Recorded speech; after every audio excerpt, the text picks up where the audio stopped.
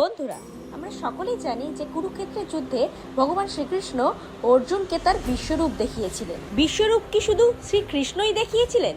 না বন্ধুরা, মা দুর্গা, মা ভগবতীরও বিশ্বরূপ আছে এবং তিনি তা কৃপা করে হিমালয় রাজকে দেখিয়েছিলেন। আদ্যাশক্তির গৌরী রূপ হিমালয় রাজের ঘরে জন্ম নেন এবং হিমালয় রাজ তাকে তার বিশ্বরূপটি দেখাতে বললে তিনি তার বিশ্বরূপটি দেখান। মা ভগবতীর বিশ্বরূপটি ছিল বিশালাকার, যেখানে তার মস্তক ছিল আকাশের ন্যায়, চক্ষু ছিল চন্দ্র এবং সূর্যের, এবং কান ছিল দিশা, যেখানে তার হৃদয়টি ছিল বিশ্বের মতো, বেদ ছিল তার বাণী এবং পাতাল ছিল তার নাভি, যেখানে পৃথিবী ছিল তার জঙ্গা এবং বায়ু তার প্রাণ। মা ভগবতী তো সৃষ্টির আসল রূপ, তাই না?